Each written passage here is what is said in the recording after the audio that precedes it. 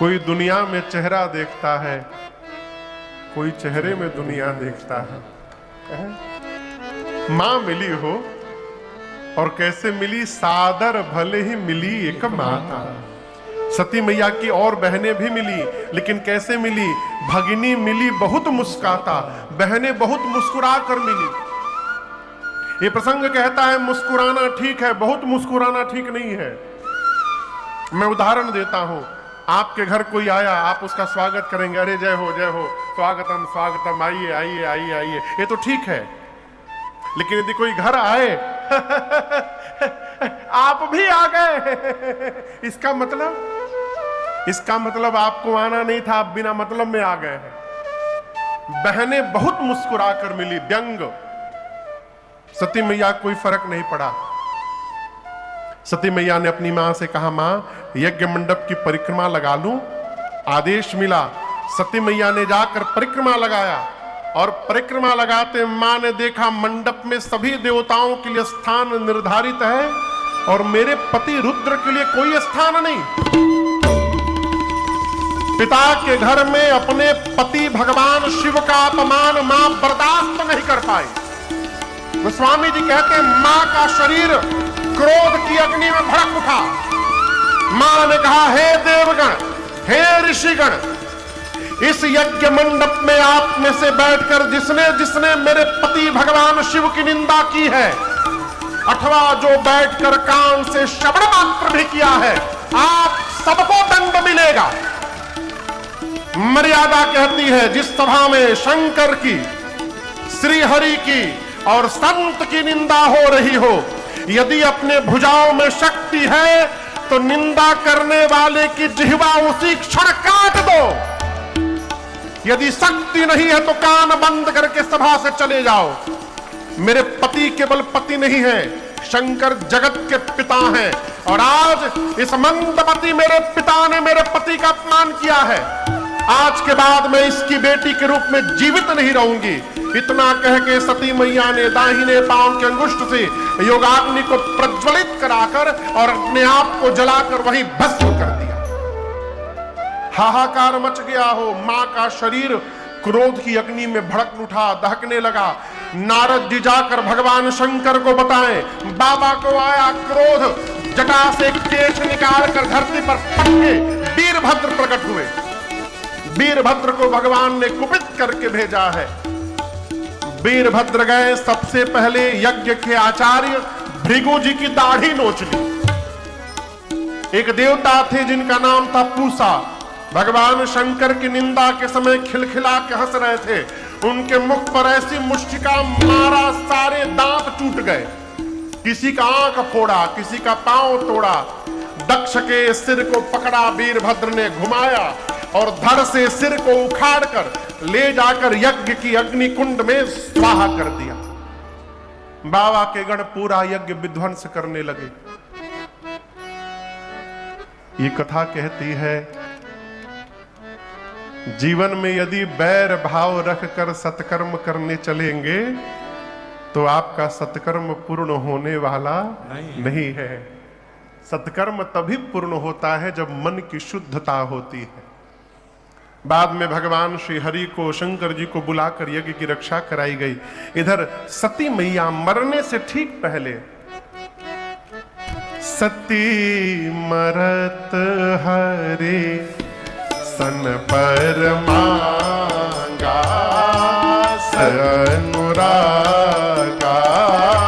जन्म जन्म शिव पतय अनुरागा, तेहि कारण ही गिरि गृह जाय, नमा जन्म शिव पद अनुग्रह।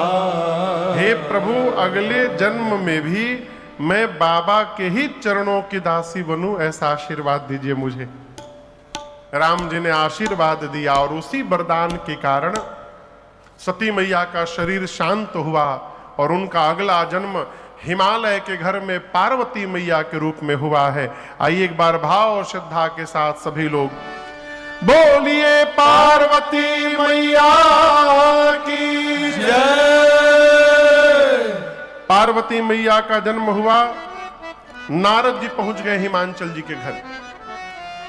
हिमांचल जी ने स्वागत किया, पूजन किया, पांव पखारा और पार्वती जी को बुला करके प्रणाम करवाया। और हिमांचल जी बोले, नारद जी मुनिवर, आप त्रिकालदर्शी हैं, मेरी बिटिया की हाथ की रेखा देखकर बताइए तो इनमें क्या दोष गुण है। नारद जी पार्वती मैया का हाथ लिए कहे, महाराज आप दोष पूछ रहे थे, मैं कह रहा हूं सुता। लिखिए महाराज, इनका नाम उमा होगा, अंबिका होगा, भवानी होगा। आगे कहता हूं, इनका सौभाग्य अखंड बना रहेगा। आगे सुनिए, संसार की जितनी स्त्रियां हैं आपके बेटी के ही नाम का स्मरण करके अपने जीवन में पातिव्रत धर्म का पालन करेंगी। ये अपने पति को सर्वदा प्रिय होंगी। आपके बेटी के कारण आपको यश की प्राप्ति होगी। आपकी बेटी की सर्वदा पूजा होगी। महाराज हिमांचल जी बोले, हम तो पहले दोष पूछे थे। नारद जी बोले, होगा तब न बतावेंगे। बेटी में तो नहीं है, लेकिन इनके जो पति हो ना होने वाले, उनमें थोड़ा थोड़ा दिखाई दे रहा है। कहिए तो उनका बता दें। हिमांचल जी बोले, बता दीजिए। नारद जी बोले, नोट करते जाइए। अगुना अमाना मातु पितु हीना। इनका पति कैसा होगा? अगुण होगा। कैसा होगा? बोलिए। अगुण मने? अगुण मने बिना गुण का। यही हिमांचल समझ गए। और एक बात समझिएगा, बात वो नहीं होती जो कही जाती है, बात वो होती है जो सुन के समझ ली जाती है। कहने वाला अपनी चेतना से कहता है, सुनने वाला अपनी बुद्धि से अर्थ लगाता है। हिमांचल जी, नारद जी बोले, आपके बेटी का पति अगुण होगा। अगुण यानी सत रज तम, तीनों गुणों से परे होगा, त्रिगुणातीत होगा। हिमांचल जी का समझ गए, अगुण यानी उसमें कोई गुण नहीं होगा। नारद जी बोले, दूसर का नोट करिए, अमान होगा। नारद जी कहना चाहते हैं मान सम्मान से परे। इसका प्रमाण दर्शन करिए। आप में से शंकर भगवान के भगत कितने लोग हैं?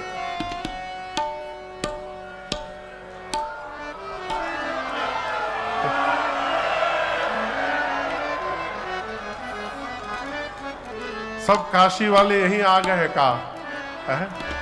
अरे काशी का है, बगले में देवघर है तो यहां। राम जी वाले कितने लोग हैं? बहुत सही।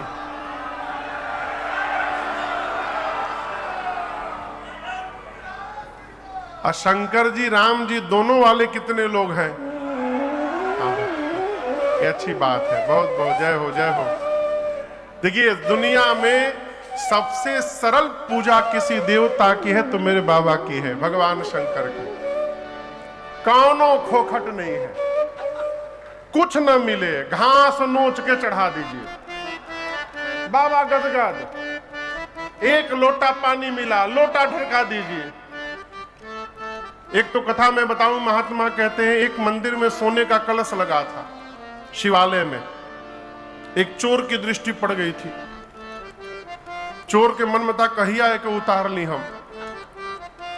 टाइमिंग सेट किया पंडित जी का। देखा पंडित जी दोपहरिया में 1 घंटा भोजन करने के लिए जाते हैं, उस समय मंदिर में कोई नहीं रहता। एक दिन जैसे पुजारी जी भोजन करने गए, पहुंच गया मंदिर जाकर पता चला कि उसके कल्पना से अधिक ऊंचाई पर वो कलश था। अब लगा उपाय ढूंढने, कैसे उतारे, कोई समझ में ना आवे। समय बीतता गया, 5 मिनट बचा था, कोई उपाय नहीं सूझा। तो कहा, बाबा माफ करिएगा हमको आप। कहें, शंकरे भगवान पर पांव रख के खड़ा हो गया, शिवलिंग पे चढ़ गया हो, लगा उतारने। जैसे कलश उतारा, पुजारी पहुंच गए। चोर चोर चोर पकड़ो। जैसे पुजारी जी ने कहा चोर पकड़ो, तब तक शिवलिंग से भगवान साक्षी का पति नंगा रहेगा, नंगा, कुछ नहीं पहनेगा, अमंगल वेश बनाकर रहेगा। हिमांचल जी बोले का बोल रहे हैं आप? नारद जी बोले हम नहीं बोल रहे, आपकी बेटी की हाथ की रेखाएं बता रही हैं, ऐसा ही पति इनको मिलने वाला है। सुनते हिमांचल जी और मैना मैया रोने लगे। इतनी सुंदर बिटिया के लिए ब्रह्मा जी ने कैसा बावला वर लिख दिया। हिमांचल जी नारद जी को तनिक किनारे ले गए, कहे तो दूसरे कमरे में, और ले जाकर बोले नारद जी कोई उपाय है का? बोले कैसा उपाय? बोले दूल्हा बदलने का कोई उपाय है? आप जो कहिएगा हम करेंगे, पूजा पाठ लेन देन जप हवन जो कहिए करा दूंगा, आप दूल्हा बदल दीजिए। नारद जी बोले का बोल रहे हैं? कह मुनीस हिमवंत सुनो। नारद जी बोले हे हिमांचल जी सुनिए, जो विधि लिखा लीला, मेरे पिता ब्रह्मा जी ने आपकी बेटी के ललाट पर जो रेखा खींच दी है, उस रेखा को देव दनुज नर नाग मुनि को न मेटनिहा। इस ब्रह्मांड में ऐसा कोई नहीं जो उस रेखा को मिटा दे। दूल्हा तो ऐसा ही मिलेगा महाराज, लेकिन हम एक बात बतावें, मैंने जो जो लक्षण बताए हैं, मेरे अनुमान में ये सारे लक्षण ब्रह्मांड में केवल एक व्यक्ति के भीतर पाए जाते हैं, वो है भगवान शंकर। और महाराज यदि आपकी बेटी पार्वती का विवाह शंकर जी से हो जाए तो आपकी बेटी का कल्याण हो जाएगा। हम तो कहना चाहते हैं संसार में बहुत सारे वर हैं, लेकिन आपकी बिटिया के लिए शंकर को छोड़कर दूसरा कोई वर नहीं है। हिमांचल जी बोले मिलेंगे कैसे? नारद जी बोले उसी लिए तो हम भेजे गए हैं, मैं रास्ता बताने आया हूं। जो तप करे कुमारी तुम्हारी, जो तप करे कुमारी तुम्हारी, फिर भावे उमेटे सकहि त्रिपुरारी, भावे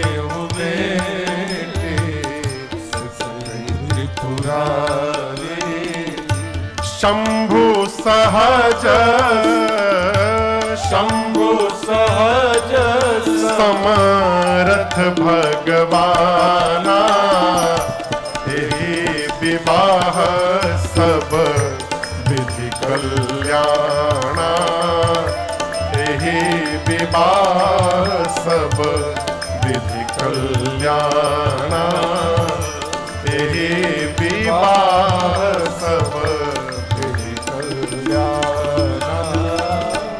नारद जी ने कहा यदि आपकी बेटी पार्वती जी तपस्या करेंगी तो भगवान शंकर इनको अवश्य प्राप्त होंगे। और आपको कहूं अगले दिन मेरी मां पार्वती जी माता पिता को प्रणाम करके वन में चली गई, और वन में जाकर मां पार्वती ने इतनी कठोर तपस्या की है। छोटी सी उम्र में क्यों तपस्या करनी पड़ी? पार्वती जी का विवाह तो होगा ही शंकर जी के ही साथ, तपस्या करती चाहे ना करती है, तपस्या क्यों करी? ये बड़ा प्रश्न, महत्वपूर्ण प्रश्न है। पिछले जन्म में सती जी का विवाह भगवान शंकर से ऐसे ही हो गया, बिना किसी तपस्या के। और जब बिना तपस्या के कुछ मिल जाता है ना, तो उसके महत्व का पता नहीं चलता है। बाबा बार बार समझाते थे, आप सुने, सती मैया समझती नहीं थी। वही पार्वती मैया बनी, और तपने के बाद जब भगवान शंकर की प्राप्ति हो रही है तो मां पार्वती जीवन भर भगवान शंकर की बात मानती हैं, इसलिए तपस्या जीवन में आवश्यक है। बिना तपे कुछ नहीं मिलना चाहिए। तप आधार सब सृष्टि भवानी। मां ने हजारों वर्ष तपस्या की। आकाशवाणी भई, आकाशवाणी ने कहा हे भवानी जी, आपके जैसी तपस्या आज तक किसी ने नहीं की। यहां आकाशवाणी ने उमा नहीं कहा, शैलजा नहीं कहा, पार्वती नहीं कहा, क्या कहा? भवानी कहा।